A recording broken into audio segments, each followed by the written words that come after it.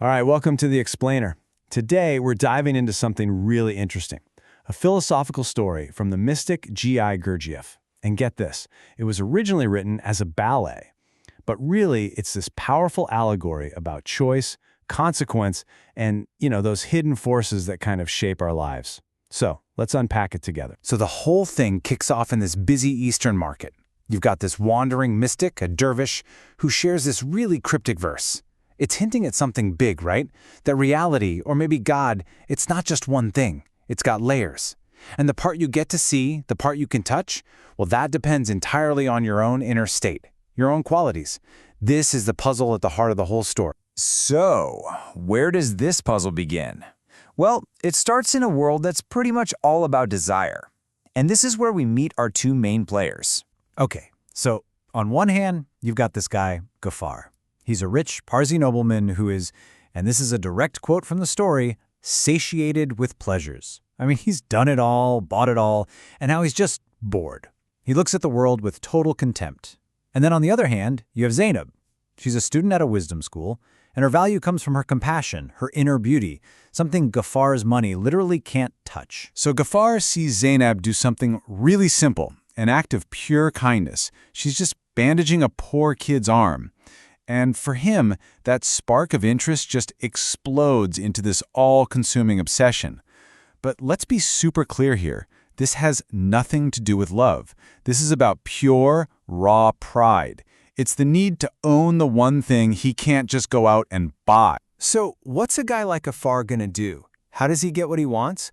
Well, to really get a handle on his choice, we have to understand the two major forces at play in this world.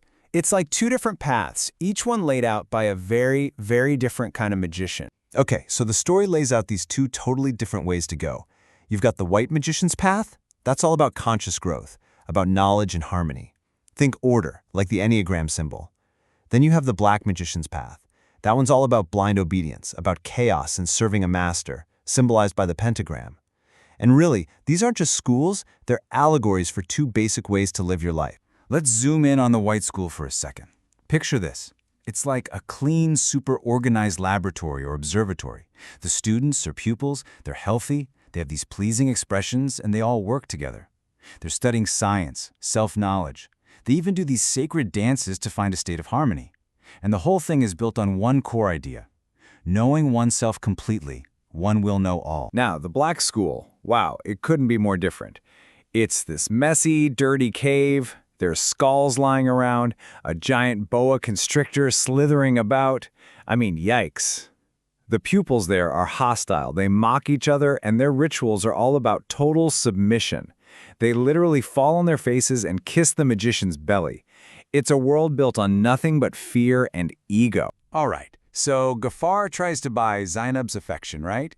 He even offers her his family's most famous jewel, the tear of Ceylon pearl. And nope, she's not interested.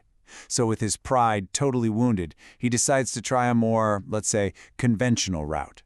But this move is going to lead him right to a very dark bargain. So what's the conventional route? He formally proposes marriage. And for a guy who has never been told no in his life, Zeinab's flat-out rejection it absolutely shatters him. This isn't just a no thank you. For his ego, it's a humiliation that he just can't handle. And you can just see his mental state spiral downward. The rejection turns into pure rage. That desire he had for Zeinab, it twists and curdles into this burning hatred, a need for revenge. And that desperation, that's what pushes him over the edge. He makes his faithful choice. If he can't have her the right way, he'll use dark forces. He's going to the black magician. And this is where the real struggle begins. The struggle of magic. Gafar hires the black magician to cast a spell on Zeinab. And just like that, you've got a head-on collision between these two totally opposite ways of being. What's really fascinating is how this black magic actually works. The magician makes a little clay figure of Zeinab. Then his pupils all link up in a human chain, and he basically drains their life force. They start convulsing as he sucks the energy out of them to power his spell.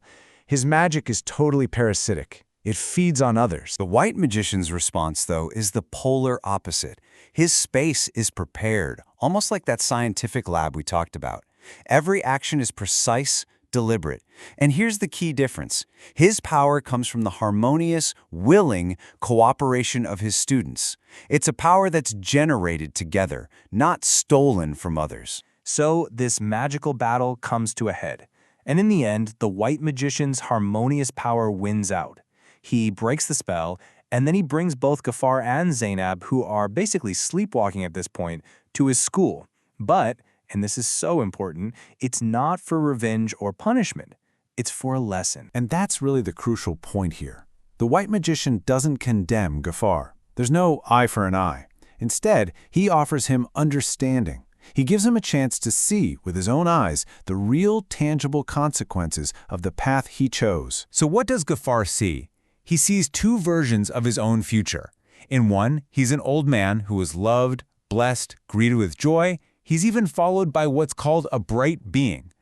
In the other vision, he's a reviled old man. People spit when he walks by, they hate him, and he's followed by a terrible being. These aren't threats. They're just a crystal clear picture of cause and effect. And all of this leads to the story's ultimate takeaway, which the white magician spells out perfectly. As you sow, so shall you reap. The deeds of the present determine the future. He's saying it's our duty, our job in every single moment to be consciously building our future.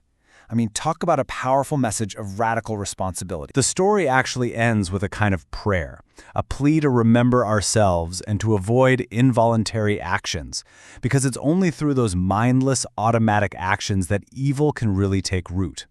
And that's where the story leaves us, turning the whole thing right back on you and me with a pretty provocative question. What does remembering yourself actually mean to you?